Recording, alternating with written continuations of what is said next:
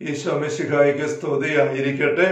ഈശ്വരേറ്റ സ്നേഹിക്കപ്പെട്ട സഹോദരരെ, ആഭ്യന്തര കർമ്മീയ ആത്മീയതയുടെ 220ാമത്തെ സെഷനാണല്ലോ ഇത്. ആറാം സദനത്തെക്കുറിച്ചുള്ള 60ാമത്തെ വിചിന്തനവും. Hallelujah hallelujah. ആറാം സദനത്തെക്കുറിച്ച് മദ്രസ 11 അധ്യായങ്ങളാണ് ഉപയോഗിക്കുന്നത് വിവരിക്കുവാനായിട്ട്. അതിന്റെ 11ാമത്തെ അധ്യായത്തിന്റെ 3ാമത്തെ ഖണ്ഡികയിലാണല്ലോ നമ്മൾ കഴിഞ്ഞ സെഷൻ നിർത്തിയത്.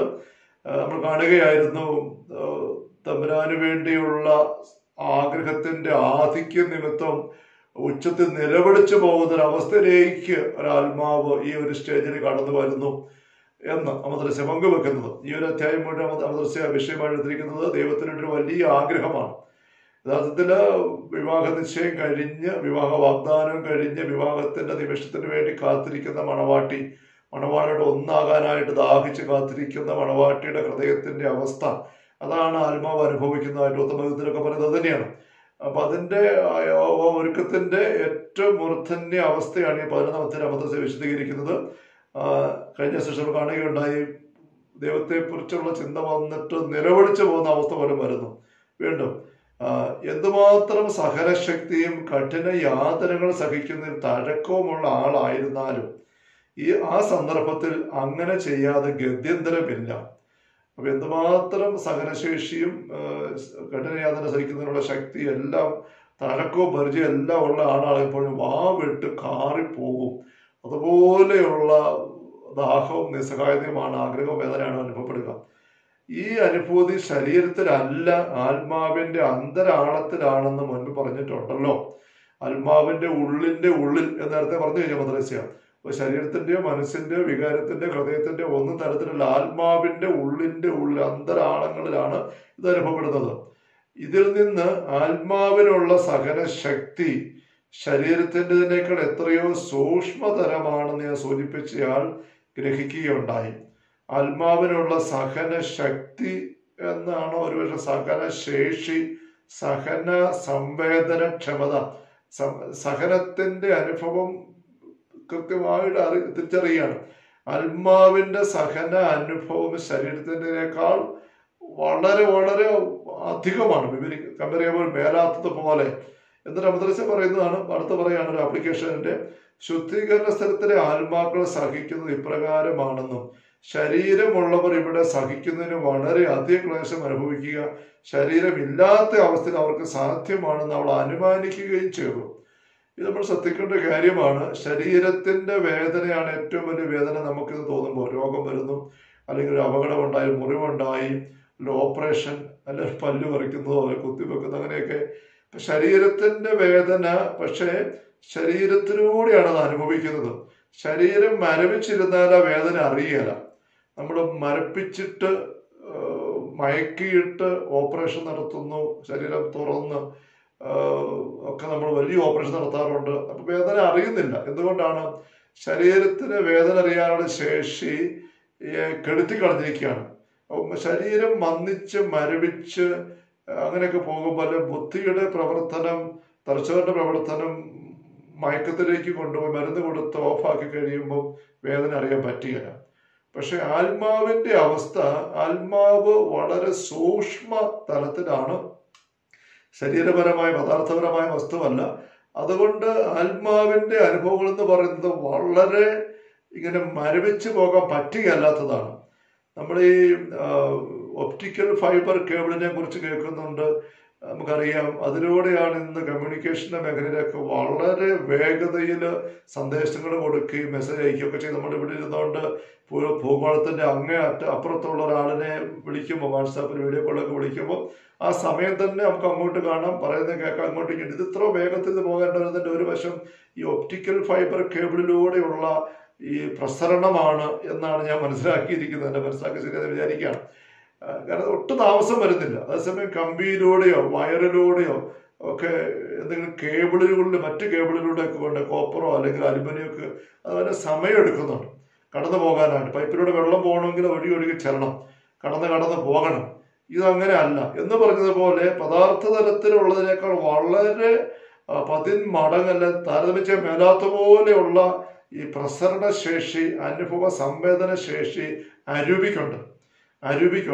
ആത്മാവില് ഈ വേദന അനുഭവപ്പെടുമ്പോൾ അത് ശരീരത്തിൽ അനുഭവപ്പെടുന്ന പോലെ അല്ല. കള്ളു കുടിച്ച് മത്ത് പിടിച്ചിരിക്കുന്ന ഒരാളിന് ഒരിക്കലും കാണുകയുണ്ട്, ഒരു പക്ഷെ തലയ്ക്കൊരു വെട്ടേറ്റിട്ട് അതുമായിട്ട് നടക്കുകയാണ്. കാരണം കള്ളു കുടിച്ചിട്ട് പൂസായിട്ടിരിക്കുക, തല മുറിഞ്ഞിങ്ങനെ വല്ലാത്ത അവസ്ഥ. പക്ഷെ ആ വേദനയൊന്നും അറിയുന്നില്ല, കാരണം അതുപോലെ പൂസായിട്ടിരിക്കുക. അപ്പൊ ശരീരത്തിന്റെ വേദനയ്ക്ക് അങ്ങനെ പല പല അത് പരിമിതപ്പെടുന്ന പല കാര്യങ്ങളുണ്ട്, സാഹചര്യങ്ങളുണ്ട് പറഞ്ഞ പോലെ. പക്ഷെ അരൂപിയുടെ മേഖല അങ്ങനെ അല്ല. അരൂപി പദാർത്ഥപരമല്ല, അരൂപിയുടെ തലമായതുകൊണ്ട് ആ വേദന വലിയ ഒരു തരത്തിലും മറയ്ക്കാനോ അവഗണിക്കാനോ കുറയ്ക്കാനോ പറ്റാത്ത പോലെ കയറി വരും. അപ്പൊ ഇത് പറഞ്ഞിട്ട് മദ്രസ പറയുന്നത് ശുദ്ധികരാത്മാക്കൾ അനുഭവിക്കുന്ന വേദനയുടെ ആധിക്യം എന്താണ് എന്നൊരു ചെറിയൊരു ഒരു സൂചന ഇത് അനുഭവിച്ചാൾക്ക് കിട്ടിയെന്ന് മദ്രസ പറയുകയാണ്. ശുദ്ധീകര സ്ഥലത്തിലെ ആത്മാക്കൾ സഹിക്കുന്നത് ഇപ്രകാരമാണെന്നും ശരീരമുള്ളവർ ഇവിടെ സഹിക്കുന്നതിന് വളരെ അതിക്ലേശം അനുഭവിക്കുക ശരീരമില്ലാത്ത അവസ്ഥയിൽ അവർക്ക് സാധ്യമാണെന്ന് നമ്മൾ അനുമാനിക്കുകയും ചെയ്തു. 4-ാമത്തെ ഖണ്ഡിക. ഈ അവസ്ഥയിൽ ഒരാളെ ഞാൻ ഒരിക്കൽ കാണുകയുണ്ടായി. അവൾ യഥാർത്ഥത്തിൽ മരിക്കുകയാണെന്ന് ഞാൻ വിചാരിച്ചു പോയി. എന്നാൽ അതിന് വിസ്മയത്തിന് വകയൊന്നും ഉണ്ടായിരുന്നില്ല. അത് മരണകരമായ അപകടം തന്നെയാണെന്നതിന് സംശയമില്ല. അതിന്റെ ദൈർഘ്യം അല്പം മാത്രമാണെങ്കിലും ദേഹമാസകലം സന്ധികളെല്ലാം അത് വേർപെടുത്തി കളയും. അതേസമയം നാഡീസ്പന്ദനം തീരെ കുറയുകയും ആത്മാവ് ദൈവതൽക്കരങ്ങൾ സ്വയം അർപ്പിക്കാൻ പോവുകയാണ് തോന്നിപ്പോവുകയും ചെയ്യും. അതിന് അതിശയോക്തി ഒന്നുമില്ല. ശരീരത്തിന്റെ സ്വാഭാവികമായ ചൂട് കുറഞ്ഞു വരുമ്പോൾ ഉള്ളിലേത് പൂർവാധിക ഉഗ്രമാവുകയാണ് ചെയ്യുന്നത്. അത് അല്പം കൂടി ഉയർന്ന പക്ഷം മരണത്തിനുള്ള അവരുടെ ആഗ്രഹം ദൈവം നിറവേറ്റുക തന്നെ ചെയ്യും. അപ്പം ഇങ്ങനത്തെ ഒരു വേദന കടന്നു പോകുന്ന ഒരു വ്യക്തിയെ ഒരിക്കൽ അമ്മ നിരീക്ഷിച്ചു. തന്റെ സമൂഹത്തില് പല സിസ്റ്റേഴ്സ് ഇതുപോലുള്ള ആത്മീയ അനുഭവം കടന്നു പോകുന്നവരുണ്ടായിരുന്നു. അപ്പൊ അങ്ങനെയുള്ളവരുടെ അനുഭവങ്ങൾ നിരീക്ഷിച്ചിട്ട് കൂടെ അമ്മ സൂചിപ്പിക്കുകയാണ്. അപ്പൊ അങ്ങനെ ഒരാളെ കണ്ട അമ്മ മരിക്കുകയാണെന്ന് തോന്നിപ്പോയി. അതിശോക്തി ഒന്നുമല്ല പറയുന്നത്, ആവർത്തിക്കുകയാണ്, അതിശോക്തി അല്ല. മരണവേദന എന്നൊക്കെ പറയുന്നത് നമുക്ക് ശരീരമുള്ള ഒരു ജീവിക്ക് ചിന്തിക്കാവുന്നതിന്റെ മാക്സിമം വേദനയാണ് മരണവേദന. മരിക്കുമ്പോൾ മരണവേദന, അങ്ങനെ വേദന എല്ലാവർക്കും മരിക്കുമ്പോൾ ഉണ്ടാകണമെന്നുമില്ല. അങ്ങനെ വേറെ വശമുണ്ട്. നമ്മൾ നേരത്തെ പറഞ്ഞതുപോലെ മരണസമയത്ത് ജീവൻ പിരിയുന്നതിന്റെ വേദന ഒരു പക്ഷെ എത്ര അധികമാണെന്ന് പറഞ്ഞാലും പല ആൾക്കാർക്കും ആ സമയത്ത് ബുദ്ധി മന്ദിച്ചും ബുദ്ധിയുടെ പ്രവർത്തനമെല്ലാം മരവിച്ചും ബോധമില്ലാത്ത അവസ്ഥയിലേക്ക് ഒരു വേദന ശരിക്കും അറിയുന്നില്ല. ശരീരം കിടന്ന് പൊളയുകയും വിറയ്ക്കുകയും ഒക്കെ ചെയ്യുന്നുണ്ടാവും മരണവെപ്രാളത്തിൽ. പക്ഷെ ആ വേദന അവർ അനുഭവിക്കുന്നുണ്ടാവില്ല പല അവസരത്തിലും എന്നുള്ള യാഥാർത്ഥ്യമാണ്. കാരണം അവരുടെ ആ വേദന അനുഭവിക്കാനുള്ള തിരിച്ചറിയാനുള്ള ശേഷിയൊക്കെ ശരീരത്തിന്റെ ആ പ്രവർത്തന മേഖല, ആ ഒരു അവയവ മേഖലയ്ക്ക് പ്രവർത്തന തികവില് നഷ്ടപ്പെട്ടു പോയിട്ടുണ്ട്. അപ്പം ശരീരം കിടന്ന് പിടയ്ക്കുന്നുണ്ടെങ്കിൽ പോലും അത് ശരിക്കും വേദന അനുഭവിച്ചുകൊണ്ടല്ല അവർ പലപ്പോഴും പിടയ്ക്കുന്നത്. അങ്ങനെ ഒരു വശം ഉണ്ടെന്നുള്ളൊരു യാഥാർത്ഥ്യമാണ്. അപ്പോൾ ഇവിടെ പക്ഷെ അതിനപ്പുറം വലിയൊരു വേദനയെ നമുക്ക് ചിന്തിക്കാൻ പറ്റുന്നില്ല, മരണവേദന. അതുകൊണ്ട് ഇവിടെ മദ്രസ ചിന്തിക്കുകയാണ്, ഇങ്ങനത്തെ ഒരു ആത്മീയ വേദനയിലായിരുന്നപ്പോൾ മരിക്കുകയാണ് തോന്നിപ്പോയി. സന്ധികളെല്ലാം വേർപെട്ടു പോകുന്ന പോലെ ഉള്ള വേദന. അതേസമയം നാഡീസ്പന്ദനം തീരെ കുറയുകയും ചെയ്യുന്നു. ശ്വാസോച്ഛ്വാസം പോലും കുറഞ്ഞു പോവുകയാണ്. അപ്പൊ മരിക്കാൻ തോന്നിപ്പോകും. അങ്ങനെ മരിക്കുകയാണെങ്കിൽ ഒരു നേട്ടമായിപ്പോയി. നമുക്ക് പറയുകയാണ്, മരിക്കുകയാണെങ്കിൽ അവിടെ വലിയ ദൈവം നിറവേറ്റി കൊടുക്കുകയാണ്. പൗലോസ് അപ്പോസ്തലൻ പറഞ്ഞില്ലേ, എനിക്ക് എൻ്റെ ആഗ്രഹം മരിച്ച് കർത്താവിന്റെ കൂടെ ആയിരിക്കും, അതാണ് ശ്രേഷ്ഠം. പക്ഷെ ഭൂമി ജീവിക്കേണ്ടത് നിങ്ങളെ സംബന്ധിച്ച് ആവശ്യമായതുകൊണ്ട് ഞാൻ കുറച്ചുകൂടി ജീവിക്കുമെന്ന് എനിക്കറിയാം എന്ന് പൗലോസ് അപ്പോസ്തലൻ എഴുതുന്നുണ്ട്. എന്ന് പറഞ്ഞ പോലെ അവരുടെ ആഗ്രഹം ദൈവത്തിൽ ഒന്നാകാൻ വേണ്ടി. അതുകൊണ്ട് ഈ ഭീകരമായ മരണവേദന പോലെയുള്ള വേദനയിൽ അങ്ങ് മരിക്കുകയാണെങ്കിൽ നേട്ടമാണ്. മരണത്തിനുള്ള അവരുടെ ആഗ്രഹം ദൈവം നിറവേറ്റുക തന്നെ ചെയ്യും. സന്ധികളെല്ലാം വേർപെട്ടു പോകുന്നത് ഞാൻ പറഞ്ഞെങ്കിലും ശരീരത്തിന് വേദന തോന്നുകയില്ല. ആത്മീയമായ കാര്യങ്ങൾ നമ്മൾ ആവർത്തിച്ച് പറഞ്ഞിട്ടുണ്ട്. ഈ കാര്യം ആത്മീയമായ ഒരു കാര്യം പങ്കുവെക്കാനായിട്ട് വരുമ്പോൾ മാനുഷികമായ ഭൗമികമായ ഉദാഹരണങ്ങളും കാര്യങ്ങളും വാക്കുകളും ആശയങ്ങളും എല്ലാം ഉപയോഗിച്ചേ പറ്റൂ. പക്ഷെ ഉപയോഗിച്ച് കഴിയുമ്പോൾ തന്നെ തിരുത്തി പറയും, അങ്ങനെയല്ല കേട്ടോ. നമ്മൾ നേരത്തെ പറഞ്ഞിട്ടുണ്ട് പ്രാവശ്യം യോഹന്നാൻ 4 ജീവികളെ കാണുന്നു. യോഹന്നാൻ വെളിപാട് 4 സിംഹാസനത്തിന് ചുറ്റും മൃഗത്തെ പോലെ, കഴുകനെ പോലെ, മനുഷ്യനെ പോലെ, ഇങ്ങനെയൊക്കെ പറഞ്ഞുകൊണ്ട് സിംഹത്തെ പോലെയൊക്കെ, കാളയെ പോലെ. അങ്ങനെ അത് കാളയല്ല, സിംഹവും അല്ല, കഴുകനും അല്ല. പക്ഷെ അങ്ങനെ എന്തെങ്കിലും ഒരു ഉദാഹരണം, ഒരു വാക്ക് ഉപയോഗിക്കാതെ കാര്യമൊന്നും പറയാൻ പറ്റുന്നില്ല. പറഞ്ഞു കഴിയുമ്പോൾ അത് അതെന്ന് പറയും. അങ്ങനത്തെ ഒരു വശം ആത്മീയ പങ്കുവെക്കൽ എപ്പോഴും ഉണ്ട്. അപ്പൊ ഇവിടെ മദ്രസ പറയുകയാണ്, വേർപെട്ടു പോകുന്നു സന്ധികളെല്ലാം എന്ന് ഞാൻ പറഞ്ഞെങ്കിലും സന്ധിയിട്ട് വേർപെടുന്നുമില്ല, സന്ധി വേർപെടുന്ന പോലെയുള്ള വേദന ശരീരത്തിനുമില്ല. പക്ഷെ അങ്ങനെ പറയാതിരിക്കാൻ പറ്റത്തില്ല. 2-3 ദിവസത്തിന് എഴുതാൻ പോലും ശേഷിയില്ലാത്ത വിധം അത്രയേറെ ആലസ്യവും ക്ഷീണവുമായിരിക്കും. ഈ അനുഭവം ഉണ്ടായിക്കഴിഞ്ഞാൽ ഏതാനും ദിവസങ്ങളിലേക്ക് തന്നെ തളർന്നു പോകുന്ന അനുഭവം ശരീരത്തിന് പോലും. ദേഹത്തിന് മുമ്പുണ്ടായിരുന്ന ശക്തി വളരെ ക്ഷയിച്ചു പോകുന്നതായിട്ടാണ് എനിക്ക് എപ്പോഴും അനുഭവപ്പെട്ടിട്ടുള്ളത്. അമദ്രസ്യ പലപ്പോഴും പങ്കുവെക്കുന്ന സ്വന്തം അനുഭവം തന്നെയാണ്. മറ്റുള്ളവരെ സൂചിപ്പിച്ചുകൊണ്ടൊക്കെ ഇങ്ങനെ പറഞ്ഞു പോകുന്നുണ്ടെങ്കിൽ പോലും വാസ്തവത്തിൽ അമദ്രസ്യ ഈ അനുഭവങ്ങളെല്ലാം അനുഭവിച്ചിട്ടുള്ള ആളാണ്. ഞാനെന്ന് പറയാൻ എളിമ കൊണ്ട് അമദ്രസ്യ തയ്യാറാകുന്നില്ല. അമദ്രസ്യ പൗലോസപ്പോസ്തലൻ 2 കൊരിന്ത്യർ 12 പറയുന്നത്, സ്വർഗത്തിന്റെ 3-ാം തട്ട് വരെ ഉയർത്തപ്പെട്ട ഒരാളെ യേശുക്രിസ്തു എനിക്കറിയാം, ഞാൻ തന്നെയാണെന്ന് പറയാൻ പറ്റുന്നില്ല. എളുപ്പമോട് അവന് പറയാൻ തോന്നുന്നില്ല, പറയുന്നില്ല. അവിടെ ഒരാളെന്ന് പറഞ്ഞു പോകും. എന്ന് പറഞ്ഞാൽ അമദ്രസ്യയെ പലപ്പോഴും പങ്കുവെക്കുന്ന ഒരാളെന്നൊക്കെ പറയുമ്പോൾ ഒരുപാട് അവസരത്തിലും മറ്റു വ്യക്തികളും ഉണ്ട്. തീർച്ചയായിട്ടും ഇപ്പോൾ അമദ്രസ്യ സ്വന്തം അനുഭവം തന്നെയാണ് പറയുന്നത്. ഇവിടെ അമദ്രസ്യ അറിയാതെ പറഞ്ഞു പോവുകയാണ്.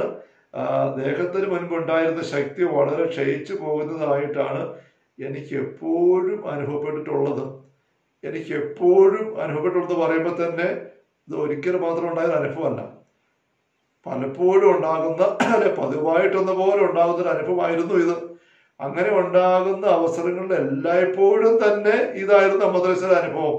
സന്ധിബന്ധങ്ങളെല്ലാം വേർപെട്ട് മരണത്തിലേക്ക് പോകുന്ന, മരണത്തിന്റെ വക്ക് വരെ എത്തുന്ന പോലത്തെ അനുഭവമായിരുന്നതാണ്. എന്നിട്ടും പുറമേ വേദന തോന്നാത്തത് ആത്മാവിന്റെ ഉള്ളിലെ അനുഭവത്തിന്റെ ഉഗ്രത നിമിത്തം ശരീരത്തിന്റെ കാര്യം തീരെ വിസ്മരിക്കപ്പെടുന്നത് കൊണ്ടായിരിക്കണം. അപ്പൊ ശരീരം ഈ അനുഭവത്തിന്റെ അവസരത്തിൽ ശരീരത്തിലല്ല വേദന. പക്ഷെ ഈ അനുഭവം ഉണ്ടായി കഴിയുമ്പം പിന്നെ 1-2-3 ദിവസത്തേക്ക് ശരീരം തന്നെ തളർന്ന് എണീക്കാൻ പോലും മേലാതെ, ഒന്ന് എഴുതാൻ പോലും സാധിക്കാതെ അങ്ങ് തളർന്നു പോവുകയാണ്. അപ്പൊ അത് വെച്ചുകൊണ്ട് ആ അനുഭവത്തിൽ അമദ്രസ്യ തിരിച്ച് പുറകോട്ട് ചിന്തിക്കുകയാണ്, മനസ്സിലാക്കുകയാണ്. അപ്പൊ ആത്മാവിന്റെ വേദന, ആത്മാവിന്റെ ഉള്ളിലെ വേദനയെ കുറിച്ചാണ് അമദ്രസ്യ ചിന്തിച്ചത്, പറഞ്ഞതുമെല്ലാം. പക്ഷെ യഥാർത്ഥത്തില് ശരീരത്തിന്റെ വേദന അല്ല എന്ന് പറഞ്ഞെങ്കിൽ ശരീരവും അതുപോലെ തന്നെ വേദന അനുഭവിച്ചിട്ടുണ്ടായിരിക്കണം ആ സമയത്ത്. പക്ഷെ അതേപ്പറ്റി ഒരു അവബോധം കിട്ടുന്നില്ല. എന്തുകൊണ്ടാണ് കിട്ടാത്തത്? ഒരവയവത്തിൽ നിശ്ചിതമായ വേദനയുള്ളപ്പോൾ മറ്റ് അവയവങ്ങളിൽ വേറെ പലതും ഉണ്ടെങ്കിൽ നാം അത്ര ഗൗനിക്കാറില്ലല്ലോ. നല്ലൊരു ഉദാഹരണം, വിശദീകരണമാണ്. എവിടെയെങ്കിലും ഒരു ശരീരത്തിന്റെ ഒരു ഭാഗത്ത് വല്ലാത്ത വേദന, പല്ലുവേദന വന്നിട്ട് അനങ്ങാൻ മേലാതെ വിങ്ങിക്കൊണ്ടിരിക്കുന്ന സമയത്ത് കാലിൽ ഉറുമ്പ് കഴിച്ചാൽ നമ്മൾ അതിപ്പറ്റി പരാതിപ്പെടുവോ? ഒരു ചെറിയ മുള്ളു കൊണ്ടാൽ നമ്മൾ അതിപ്പറ്റി പരാതിപ്പെടുവോ? അതങ്ങോട്ട് നോക്കുപോലും ചെയ്യാലോ. കാലത്ത് തട്ടി എവിടെയെങ്കിലും നമ്മളങ്ങോട്ട് നോക്കുപോലും, തൊലിപ്പോയി നോക്കുക. ഇവിടെ പല്ലുവേദന കാരണം നമ്മൾ ഞെക്കി പിടിച്ചോണ്ടിരിക്കുക. അത് കണ്ണുപിടിച്ച് പോയപ്പോഴേ കാല് തട്ടി കാല് മുറിഞ്ഞത്.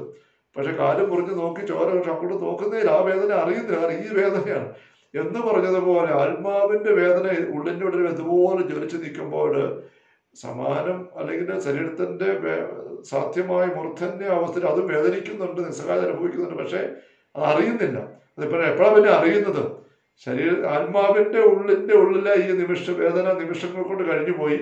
അത് കഴിഞ്ഞ് മണിക്കൂറുകളോ കഴിയുമ്പോഴാണ് ശരീരം ഇങ്ങനെ കുഴഞ്ഞു കിടക്കുകയാണ്. എണീക്കാൻ പറ്റുന്നില്ല, ഒന്ന് എഴുതാൻ പറ്റുന്നില്ല, ക്ഷീണം, തളർച്ച. അപ്പോഴാണ് മനസ്സിലായത് ശരീരത്തിന് എന്തോ പറ്റിയല്ലോ, ശരീരത്തിന് ശരിക്കും വേദന ഉണ്ടായല്ലോ എന്ന് തിരിച്ചറിയുകയാണ്. അപ്പൊ അതിന്റെ വിശദീകരണ അവസ്ഥ പറയുന്നത്, ഓരോ അവയവത്തില് നിശ്ചിതമായ വേദനയുള്ളപ്പോൾ മറ്റ് അവയവങ്ങളിൽ വേറെ പലതും ഉണ്ടെങ്കിലും അത് അവർ ഗൗനിക്കാറില്ല. അപ്പൊ പുറമേ വേദന തോന്നാത്തത് ആത്മാവിന്റെ ഉള്ളിലെ അനുഭവത്തിന്റെ ഉഗ്രത നിമിത്തം ശരീരത്തിന്റെ കാര്യം തീരെ വിസ്മരിക്കപ്പെടുന്നത് കൊണ്ടായിരിക്കണം എന്ന് പറഞ്ഞ അവസ്ഥ വിശദീകരണം പറയുന്നത്. ഞാൻ നല്ലവണ്ണം പരീക്ഷിച്ചറിഞ്ഞിട്ടുള്ള ഒരു സംഗതിയാണിത്.